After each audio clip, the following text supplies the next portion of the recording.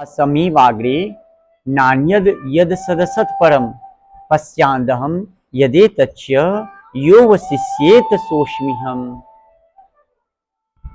श्रीमद् भागवत महापुराण के इस गंगा यज्ञ में सर्वप्रथम हमारे विष्णु भगवान जी ब्रह्मा जी को ज्ञान देते हैं।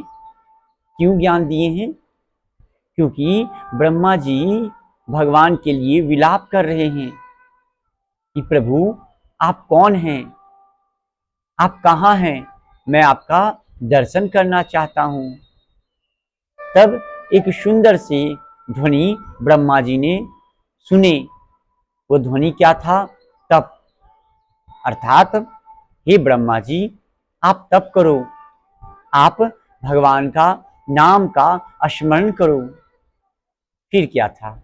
ब्रह्मा जी ने श्री विष्णु भगवान को बहुत याद किए। कई हजार वर्ष बीत जाने के बाद भगवान आकर के ब्रह्मा जी को चतुर्श्लोकी ज्ञान दिए, जो बाद में चल के व्यास जी इसी चतुर्श्लोकी भागवत कथा को बहुत ही बड़े रूप में, आकार में, पुस्तक के रूप में इन्हें बना दिए, जो 12 स्कंद से सुंदर रूप से सुशोभित है। क्या है ये? श्रीमद् भागवत महापुराण।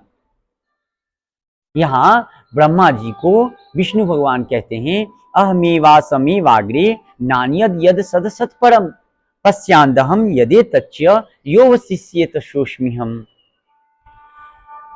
यहाँ सृष्टि का निर्माण, सृष्टि में क्या हो रहा है, ये सृष्टि कहाँ से उत्पन्न हुए, यहाँ भगवान ब्रह्मा जी को ये सब ज्ञान दे रहे हैं कि सृष्टि में केवल मैं हूं ब्रह्मा जी, मेरे अतिरिक्त इस सृष्टि में कुछ नहीं था, ना होगा, मैं रहूंगा, मैं था और मैं हूं।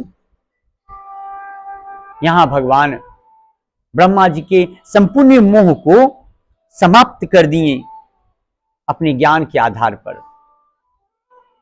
दूसरे श्लोक में कहते हैं त्रितीर्थ यत्र प्रतीयेत नो प्रतीयेत चात्मनि तद विद्या दात मनो माया यथा भासो यथा तमः।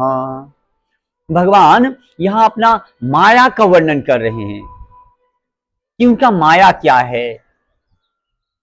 भगवान का माया ये हम सब की बात नहीं है। हम लोग ज्यादातर भक्त भगवान को जानने का प्रयास करते हैं, भगवान को जानना संभव नहीं है। ब्रह्मा जी भी असमर्थ हो गए उन्हें जानने के लिए। भगवान को सिर्फ प्रेम करना ही संभव है। हमारे पास एकमात्र सहारा है कि हम भगवान को कैसे प्रेम कर सकते हैं। कुछ चीज ऐसा होता है इस संसार में जो अज्ञान रूपी इस सोच रख करके हम सोचते हैं कि हम लोग सब कुछ जान लेंगे, भगवान को, भगवान के विषय में सब समझ लेंगे। ऐसा नहीं होता है। जो समझता है वो इस सृष्टि में नहीं रहता है। वो कहां जाता है? वो भगवान के सृष्टि, भगवान के श्री चरण कमलों में चल जाता है। और जो भगवान को पसंद करता है, भगवान को प्यार करता है, जो सब कुछ भगवान को ही मानता है, ऐसे भक्त बहुत ही दुर्लभ रूप से दर्शन को प्राप्त होते हैं। भगवान का जब आप पर कृपा होगा तभी आप उनसे प्रेम करना आरंभ कर पाइएगा। ये जो मानव है ना, मानव जीवन, इसके कल्याण के लिए आपको श्री हरि के चरण में नित्य प्रतिदिन पाठ करना पड़ता है। पाठ करने से आपके मन के दोष और कालिमा नष्ट हो जाएगी।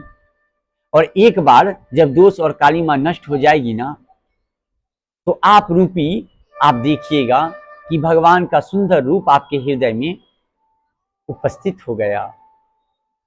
जिस तरह हमारे बजरंगबली अपने हृदय को चीर करके दिखा देते हैं कि राम जी उनके हृदय में उपस्थित हैं, उसी तरह एक भक्त भगवान को अनुभव कर सकता है उनके माया के रूप में।